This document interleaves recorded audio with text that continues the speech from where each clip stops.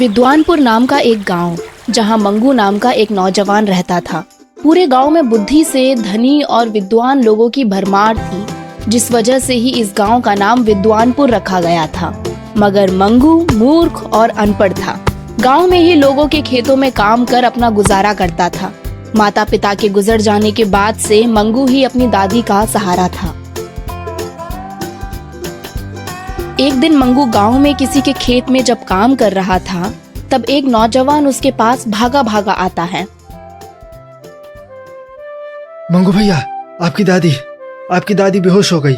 वो घर के पीछे कुछ काम कर रही थी, तभी बेहोश होकर उसी जगह गिर गई। दादी के बारे में सुनते ही मंगू भागा भागा अपने घर के पीछे पहुंच जाता है। वो देखता है कि दादी के आसपास गांव के कुछ लोग खड़े थे। कुछ देर बाद जब वो घर के अंदर बैठा था, तब उसकी दादी को होश आता है, जिसे देखकर मंगू उनसे कहता है, क्या जरूरत थी दादी काम करने की? कितनी बार बोल चुका हूँ कि मैं जब इतनी मेहनत कर रहा हूँ तो तुम क्यों इधर उधर का या फिर दूसरे लोगों के यहाँ घर जाकर काम करती हो? मैं ये पूरा घर तुम्हारे ऊपर तो नहीं छोड़ सकती ना। मैं भी कब तक तुम्हारी मेहनत का खाऊंगी? तुम इतना काम करते हो, तब भी तो सही से गुजारा नहीं हो पा रहा। अच्छा ठीक है दादी, मैं एक काम करता हूँ। दूसरों के यहाँ जा जाकर काम करने से अच्छा मैं शहर जाकर अपने लिए एक अच्छी सी नौकरी ढूंढता हूँ। शहर में किसी भी काम का गांव से ज्यादा ही पैसा मिलता है। अगले दिन पीठ पर खाने की पोटली और कुछ सामान लिए मंगू अपनी दादी को अलविदा बोल शहर की तरफ निकल पड़ता है। पैदल चलते चलते सुबह से दोपहर हो जाती है, जिस वजह से वो थक कर एक पेड़ के नीचे आराम करने के लिए बैठ जाता है। कुछ देर यहीं आराम कर लेता हूँ, उठने के बाद खाना खाकर यहाँ से आगे बढ़ जाऊंगा। मंगू कुछ देर में ही गहरी नींद में सो जाता है। उसे आसपास की हलचलों का बिल्कुल भी एहसास नहीं होता। अचानक से वो अपने सपने में एक राज दरबार में चोरी और राजा की पत्नी को जंगल में किसी नौजवान से मिलते हुए देखता है। कुछ देर बाद ही उसे राजा अपने राजपाट का कुछ हिस्सा और सोने चांदी से सम्मानित करता हुआ भी दिखाई देता है। अचानक से सपने के बीच में ही मंगू की नींद खुल जाती है।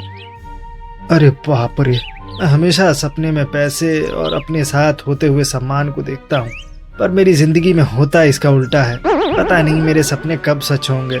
चलो पहले खाना खाया जाए, फिर आगे भी बढ़ना है। मंगू खाने की पोटली जैसे ही खोलता है, तभी एक साधु आ जाता है और उससे कहता है, अरे बेटा, तुम कौन हो और मेरी जगह पर आराम कर रहे हो? अच्छा, तुम्हारे पास खाने के लिए कुछ बचा हो तो मुझे दे सकते हो। ठीक है, आप एक बड़ा पत्ता तोड़ कर ले आइए, मैं उस पर आपको खाने का कुछ हिस्सा दे दूंगा। बेटा, ये जंगल मेरा घर है। मैं यहाँ के किसी भी जीव जंतु, सजीव या निर्जीव प्राणी को नुकसान नहीं पहुँचा सकता। तुम ही तोड़ कर ला दो। मंगू साधु की बात सुनकर जंगल के अंदर चला जाता है। कुछ देर में पत्ता लेकर जैसे ही वो अपनी जगह वापस आता है, तो देखता है कि उसकी खाने की पोटली के साथ साथ कपड़े की पोटली भी गायब थी। अरे, सारा सामान ले गया? ये तो साधु नहीं, ठग था। मैं भी कहाँ फंस जाता हूँ। अब बिना खाए पिए ही आगे बढ़ना पड़ेगा। मंगू अब सीधा शहर की तरफ चल पड़ता है। शाम होने से पहले रास्ते में वो एक नगर पहुंचता है, जहां एक बहुत बड़ा और दिखने में काफी खूबसूरत महल था, जिसे देखते ही वो चौंक जाता है। अरे, ये तो वही महल है जो मैंने सपने में देखा था। क्या मेरा सपना सच तो नहीं होने वाला? तभी उसकी नजर एक एक कर दोनों पहरेदारों पर जाती है। अब तो वो अपनी आंखों पर भरोसा ही नहीं कर पा रहा था। ये दोनों पहरेदार भी सपने वाले ही हैं। इन्होंने ही राज दरबार से चोरी की थी। लगता है मेरा ये देखा हुआ सपना सच होने वाला है। अगर सपने के अनुसार सब सही रहा तो राजा मुझे हीरे मोती से सम्मानित करेगा। तब तो मुझे शहर जाने की जरूरत ही नहीं है। मैं आज रात के लिए किसी भी तरह दरबार में ही रुकने की कोशिश करता हूँ। मंगू सीधा दरबार में राजा से मिलने पहुंच जाता है और राजा के पास पहुंचते ही पैसों को लेकर अपनी सारी कहानी सुनाता है। महाराज, मुझे काम की सख्त जरूरत है। बस अब आखिरी सहारा आप ही हैं। मुझे आप कोई भी काम दे दीजिए, मैं करने के लिए तैयार हूँ। ठीक है, तुम कल सुबह मेरे पास आना। मैं मंत्री जी से विचार कर तुम्हारे लिए किसी काम का प्रबंध करता हूँ। बहुत बहुत शुक्रिया महाराज।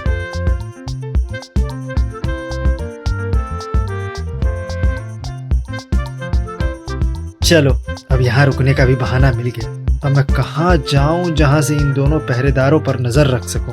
सामने का जंगल ही ठीक रहेगा।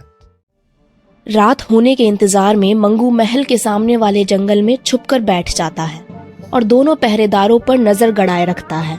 इधर कुछ देर बाद सभी अपने अपने कक्ष में सोने चले जाते हैं।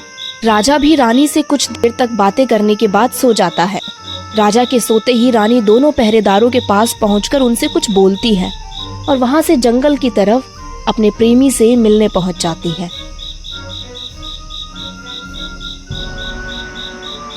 अच्छा, मैंने सपने में ये तो देखा ही नहीं कि रानी और पहरेदार मिले हुए हैं। रानी तो पक्का अपने प्रेमी से मिलने गई होगी।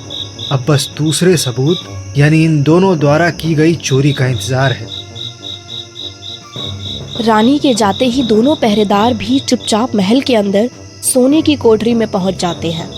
वहां से बहुत सारा सोना अपनी झोली में भरने के बाद दोनों बाहर आते ही उसी तरफ चल देते हैं जिस ओर रानी गई थी। मंगू भी सारी बातें जानने के लिए पहरेदारों के पीछे पीछे चल पड़ता है।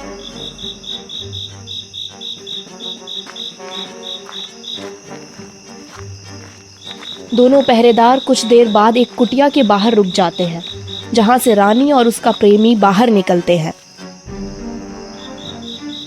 दोनों पहरेदार उस आदमी को झोला देने के बाद, राजा के जिंदा रहते ये सोना चांदी तो गांव वालों के ही होंगे, मेरे पास तो कुछ आने वाला है नहीं, सिर्फ एक यही उपाय बचा था।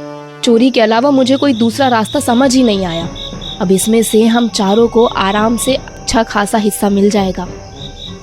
छी, कितने बुरे लोग हैं ये सब। जिस राजा ने अपनी पत्नी अपने महल की रखवाली करने वालों पर भरोसा किया, उसी ने राजा को धोखा दिया है।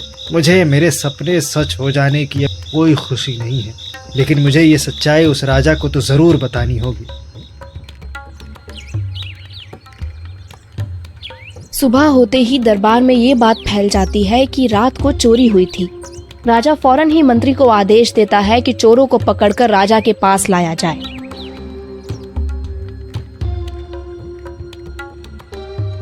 मंत्री कुछ सिपाहियों के साथ जंगल की तरफ निकल पड़ता है। तभी उसे मंगू एक पेड़ के सहारे सोया हुआ दिखाई देता है। ये यहाँ क्यों सोया है? कहीं इसी ने तो चोरी नहीं की? अरे उठ! दरबार में चोरी तूने ही की है ना? चल मेरे साथ, राजा ने तुझे बुलाया है।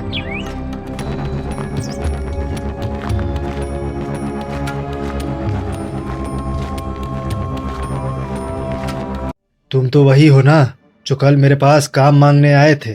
मैंने तुमसे जब वादा किया तब भी तुमने मेरे यहाँ चोरी की है। मंत्री, इसे कड़ी से कड़ी सजा दी जाए। महाराज, पहले मेरी बात तो सुन लीजिए। धोखेबाज मैं नहीं, आपके दोनों पहरेदार और आपकी पत्नी है। दोनों पहरेदारों ने आपके कोठरी से चोरी की, जिसके साथ आपकी पत्नी भी उनसे मिली हुई थी। और अगर आपको भरोसा नहीं है तो जंगल में बने कुटिये में एक नौजवान रहता है जो कि आपकी पत्नी का प्रेमी भी है। अगर आप उसके यहाँ छानबीन करवाएंगे तो आपके हीरे जवाहरात जरूर मिल जाएंगे। दरबार में पहुंचने के बाद मंगू राजा को सारी सच्चाई बता देता है और सबूत के तौर पर जंगल में बने कुटिया की जानकारी भी उसको दे देता है। सारी बातें सुनने के बाद राजा अपनी पत्नी और पहरेदारों को कड़ी से कड़ी सजा देने का आदेश देता है। साथ ही साथ रानी के प्रेमी को भी कारागार में बंद करवा दिया जाता है।